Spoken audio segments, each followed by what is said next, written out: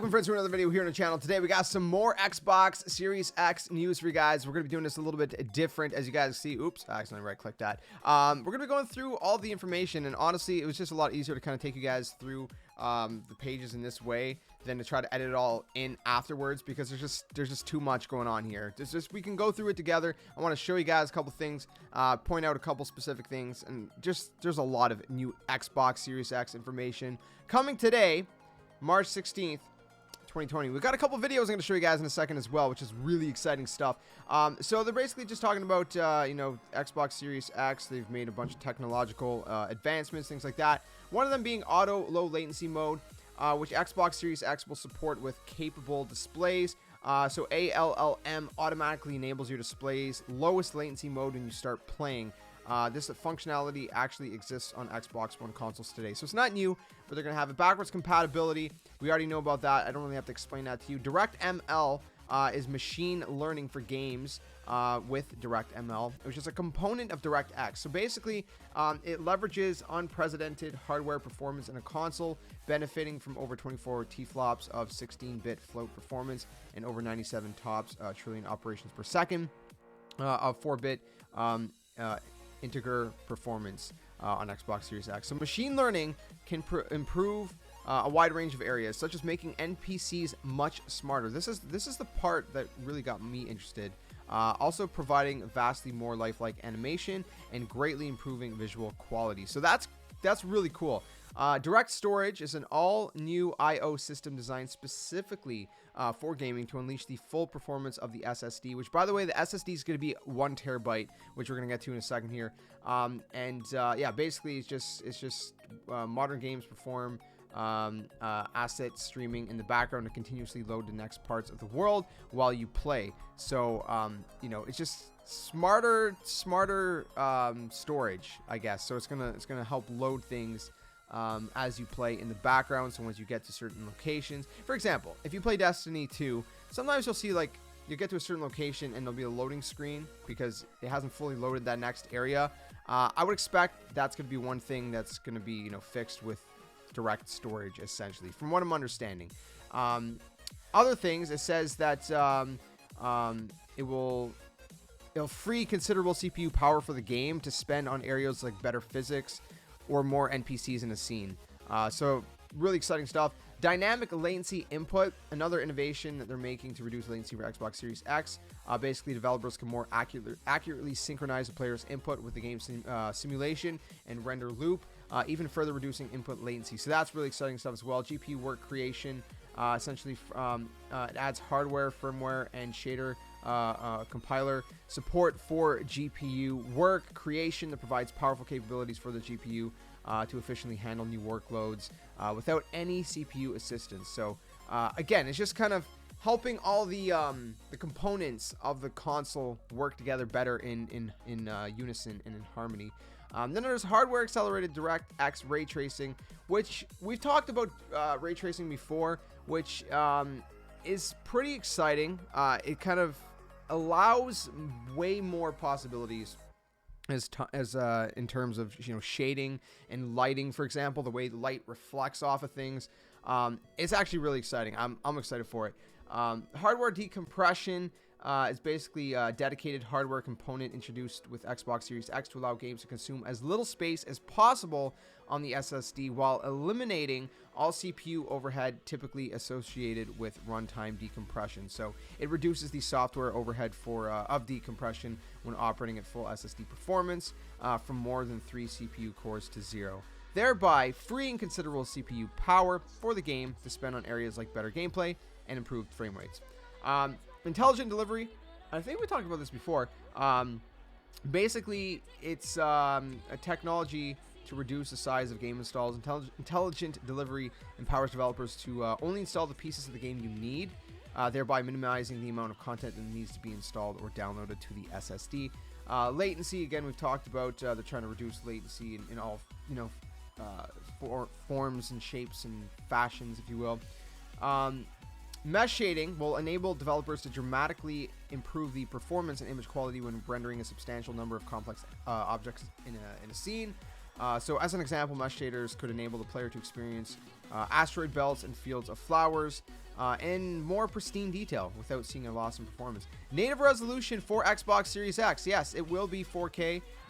So its native resolution is an Xbox Series X backwards compatibility enhancement for Xbox One games that allow them to render at native 4K if they weren't originally designed for 4K. So Xbox Series X is going to be 4K, which we're going to talk about in a second. Optimized for Xbox Series X are games that are basically built using the Xbox Series X development kit and designed to take advantage of the unique and different capabilities of the Xbox Series X. These will include new titles built natively using the Xbox Series X development environment, as well as previously released titles that have been rebuilt specifically for Xbox Series X. So, for example, I guess from a first-party standpoint, Halo Infinite, right, would probably be a good example of that, is from my understanding. Parallel cooling architecture is basically a new innovative system designed to cool the Xbox Series X, just making it more cool, try to create the most quiet and efficient console in the best way possible. So that's obviously very important with all this extra power going into this new console. Project Acoustics is accurately models sound propagation physics in mixed reality and games.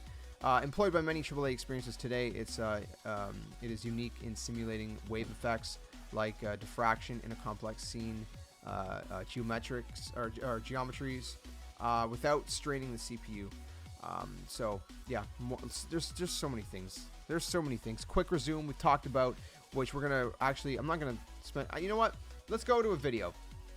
We're gonna watch this video real quick. I'm gonna show you guys. We're gonna skip ahead. So this is an example of quick resume, right? So they're playing Forza Horizon. Now they're gonna go switch. They're gonna switch to something like Ori and the Blind Forest. I'm surprised they're playing Ori and the Blind Forest and not Ori and the Will of the Wisps, since it's newer. But hey, what? I'm not complaining here. So now they're just playing it. Now they're gonna go back. They're gonna switch to something like The Cave. I don't really know what this game is. I've never played it, but you're gonna see. It takes a few seconds to load, but boom, you're just in the game. That's not very long to be jumping from one game to, and they're gonna do it again. They're gonna go to Hellblade, Senua's Sacrifice, which I've played recently here on the channel. If you guys missed it, go check it out. And boom, now they're playing Hellblade. Like, what the heck is this? This is crazy. Absolutely crazy. And they basically just keep switching between games. So pretty insane stuff. That's what quick resume is. So now you know. I don't have to explain it to you. We've talked about some of these stuff already as well. There's SDR to HDR conversion with Xbox Series X. Basically things that are SDR, they're gonna, I guess, basically be, in lack of a better word, upscaled to I don't know if upscaled is the right word, but I guess upscaled to HDR is what I'm understanding from that. Also SFS, which I missed here, a component of the Xbox Velocity architecture. It's basically a feature of the hardware that allows games to load into memory and fine granularity, only the portions of textures that the GPU needs in a scene as it needs. So that's going to be very helpful as well. Smart delivery we talked about as well. It's always about playing the best game, best version of the game on whatever console you own, whether it's Xbox One, Xbox Series X, etc., etc. Spatial audio delivers deeply immersive audio, which enables a player to more accurately pinpoint objects in 3D play space. So basically, it's more fine-tuned and more accurate audio, right? There's nothing more to it really than that. Then we got T-flops that are basically explained. Variable rate shading, which we've talked about in the past. Same thing with VRR, we've talked about in the past. Storage expansion cards. So built in partnership with Seagate, this 1 terabyte custom storage solution expands storage capacity of Xbox Series X with the full speed and performance of the et cetera, et cetera. It says that Xbox titles can still be played directly from external USB 3.2 hard drives. However, to receive all the benefits of the Xbox Velocity architecture and optimal performances, Xbox Series X optimized games should be played from the internal SSD or Xbox Series X storage expansion card. So there is going to be an expansion card you can buy. How much is it going to be? Don't know.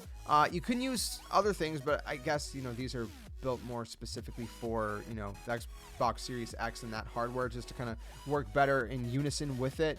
Like I said, the Velocity architecture is a new architecture that they've created to unlock new capabilities never before seen in console development. It basically consists of 4 components. Their custom NVMe SSD. NVMe SSD. Yeah. And NVMe is a lot faster than a normal SSD, essentially. Dedicated hardware decompression block, which we talked about, the all-new direct storage API, which we talked about, and sampler feedback streaming. The combination basically allows developers to radically improve asset streaming and effectively multiply available memory. It will enable richer and more dynamic living worlds, unlike anything ever seen before. It's really cool. And then there's just a few more things. So one thing I do want to point out is 120 FPS. They're going to be trying to get 120 FPS with most, or as many games as they can. But obviously, you know, certain games are probably only going to be 60, which is better, right? Because right now we have a lot of games are 60. Some games, you know, are 30. Destiny, I'm looking at you. I mean, other games are, you know, better in 30 probably. You know, like story-based games, you know, they're probably better in 30. It gives more of like a cinematic movie kind of feel. It might be too smooth. I don't know. It depends. We'd have to see. It might be too smooth at 60 FPS for certain games. It depends what we're playing. Anyways, so with support for up to 120 frames per second, Xbox Series X developers, it allows developers, to exceed the more traditional 60 FPS. So, again, you can do 60, you can do 120. It gives you a little bit of different possibilities.